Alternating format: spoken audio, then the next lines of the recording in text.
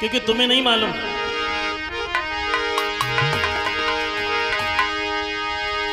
मुश्किल से मिली, मुश्किल से मिली और देखना को घरी जा मुश्किल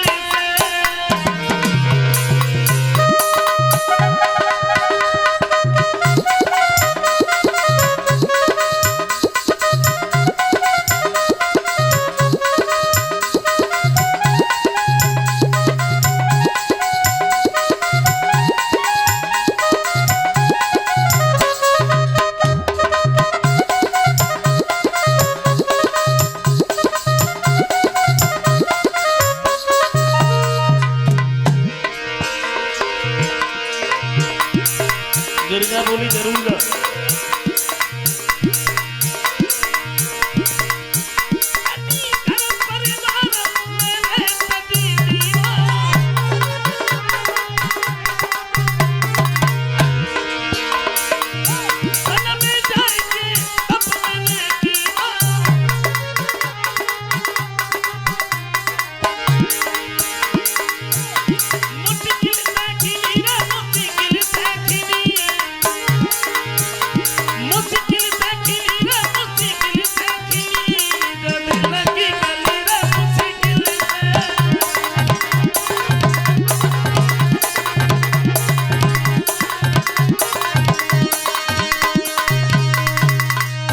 बोले आरती जरूर उतारो।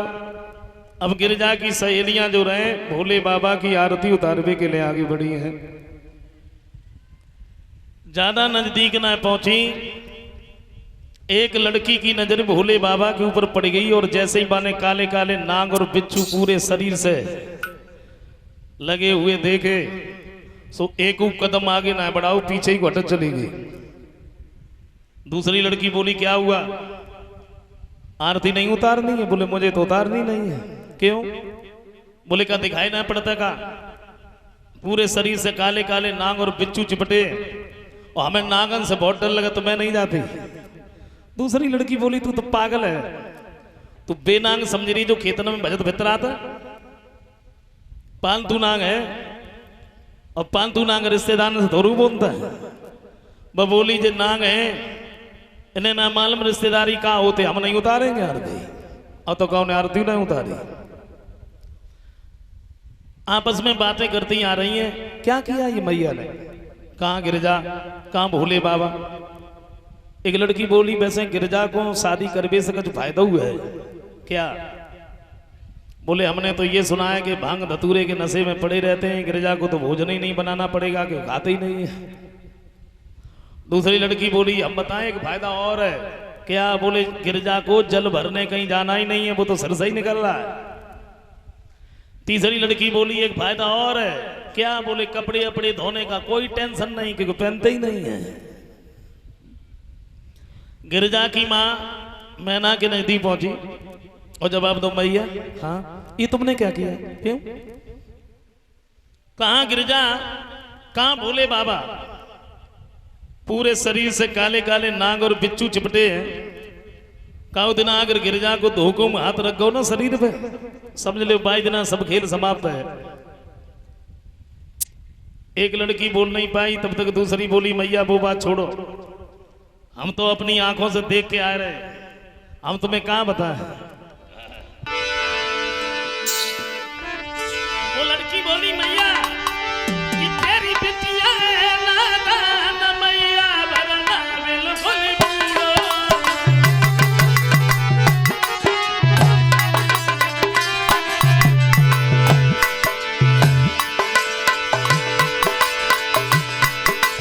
तेरी बिटिया है नादान मैया भरना बिल्कुल बूढ़ो।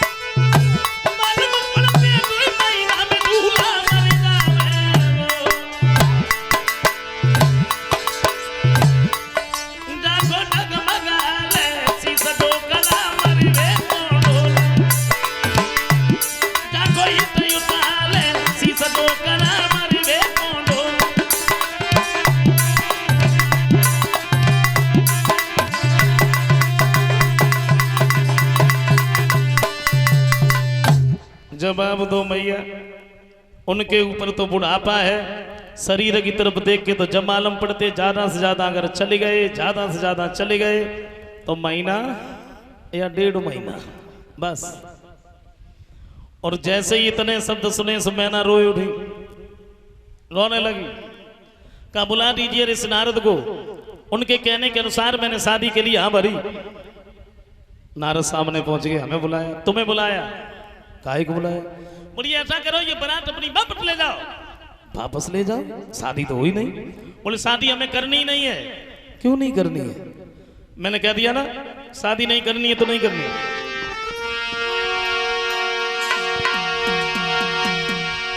कि मैं जानी बूझ के गिर गया था और जीवन भर ना रुलाऊंगी, और बेटी को गले बांध करके मैं कुआं में जाए गिर जाऊंगी।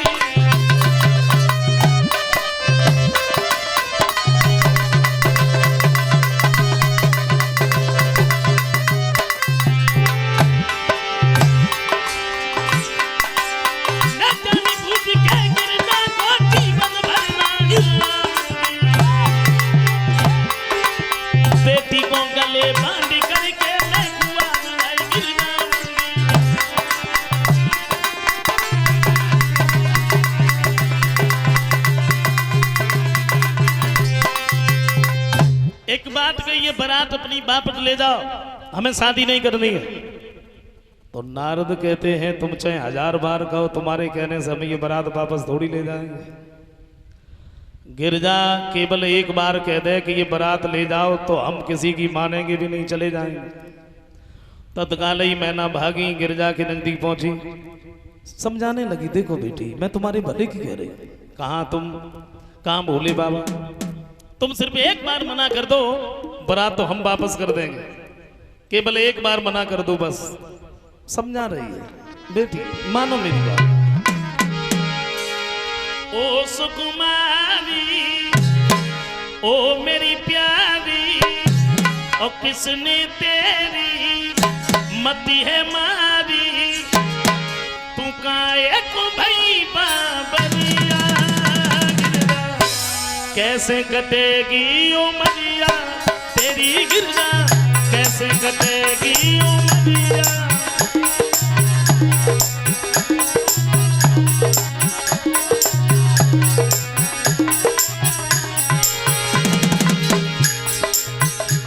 समझा रही है बेटी, मेरी बात मानो।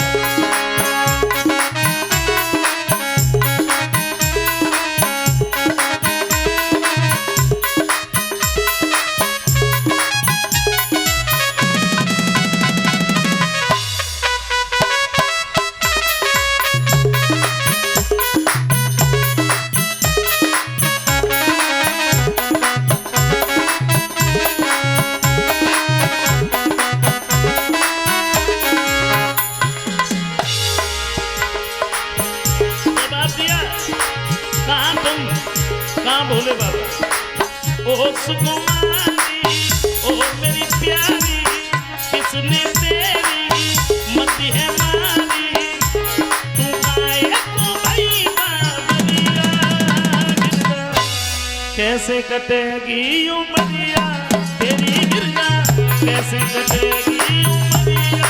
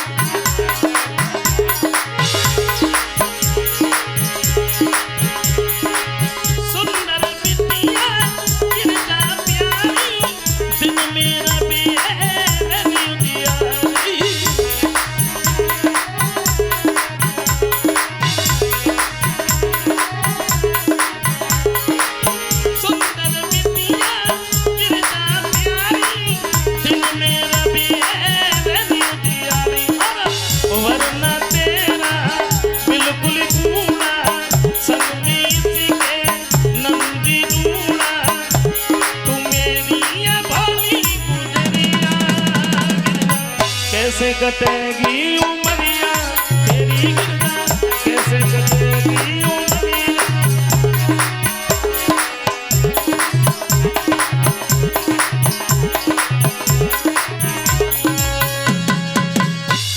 बोले मेरी बात मानो, तुम सिर्फ एक बार मना कर दो।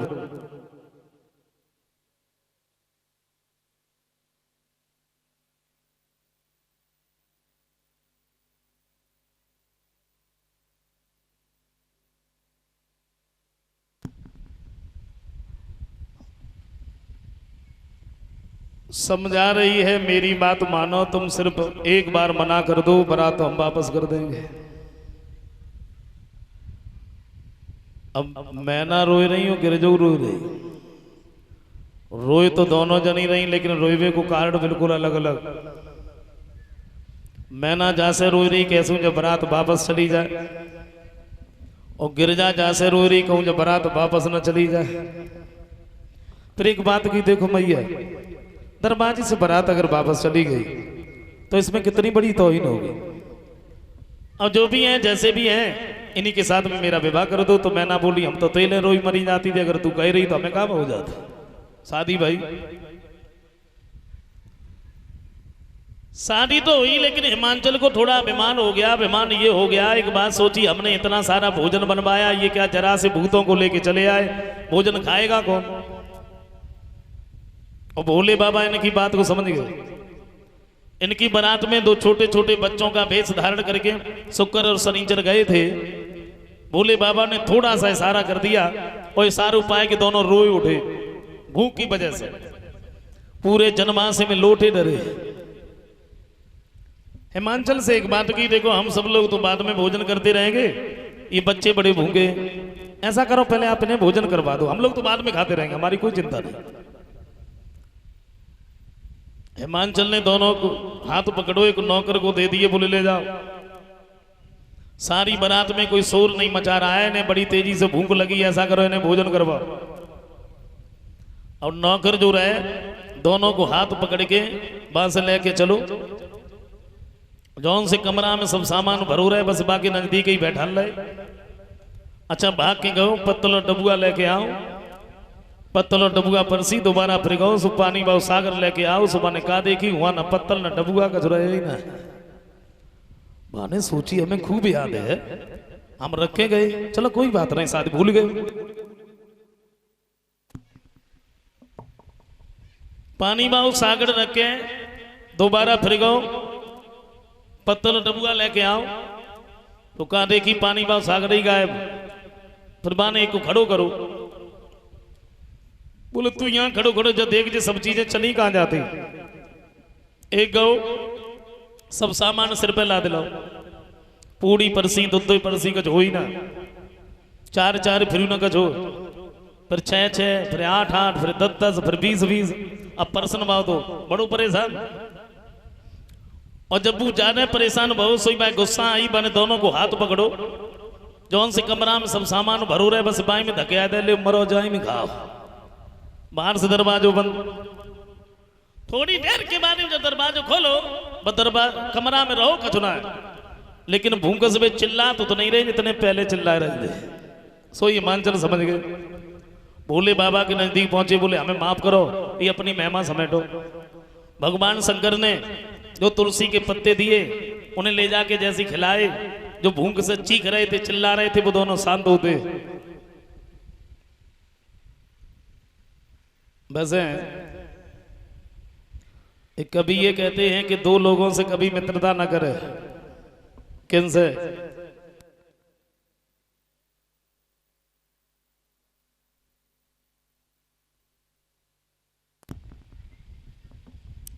एक ज्यादा बोलने वाले से, दूसरे ज्यादा भोजन करने वाले से। जरा सोचो, ज्यादा बोलने वाले अगर आपके मित्र हैं, आपके साथ में है,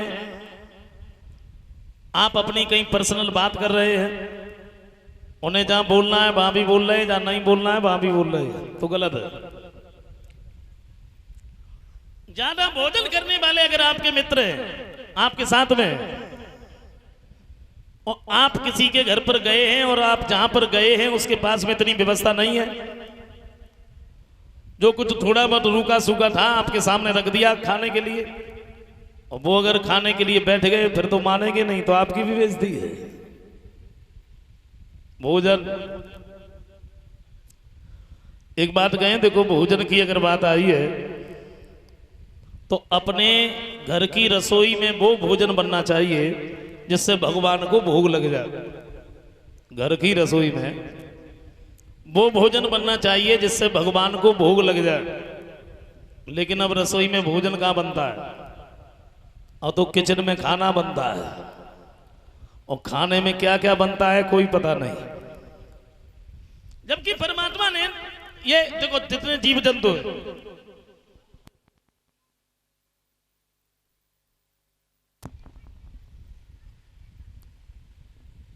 शाकाहारी अलग बनाए हैं, मांसाहारी अलग बनाए। अच्छा शेर देखो, शेर मांसाहारी है, मांस खाने वाला है, और शेर भूखों मर जाएगा लेकिन कभी घास नहीं खाएगा, वो भूखों मर जाएगा क्योंकि मांस खाने वाला है। गाय को ले लो आप, शाकाहारी, गाय भूखों मर जाएगी लेकिन कभी मांस नहीं खाएगी। शेर भूखों मर जाएगा, कभी घास नहीं खाएगा, और गाय भूखों मर जाएगी, कभी मांस नहीं खाएगी। और बारे आदमी जो घास भी खा जाए, मांस भी खा जाए, पेट का पेट तो कब्रिस्तान बन गया।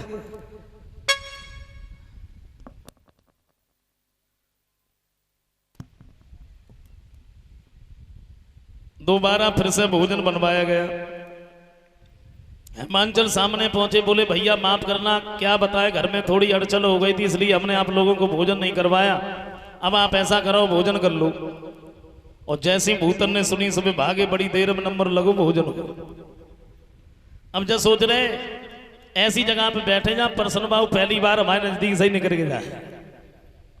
माफ करें, आजकल जैसे भोजन नहीं करवाते थे जैसे कि आज करवाते, बड़े प्यार से बिठा के भोजन करवाते थे, आजकल जैसी बारातें नहीं जाती थी। कहते हैं भगवान श्री राम की बारात जनकपुर में 74 दिन तक रुकी, छोड़ो ज्यादा दिना पहले की बात है। बड़े बूढ़े लोग बताया करते हैं कि कुछ दिन पहले जब बारात जाती तो बारात 3 दिन बाद लौट के आती। माफ करें, खैर मैं तो नहीं गया लेकिन बताते हैं, जाओ जब बारात जाती ना, सतुआ धरे लाइन चले जाते आराम से खाते भाई, और बाप जब बारात लौट के आती तो कदुआ और पूरी धरे लाते। और अब अगर बारात 3 घंटा रुक गई समझ लो बहुत रुक गई। क्यों?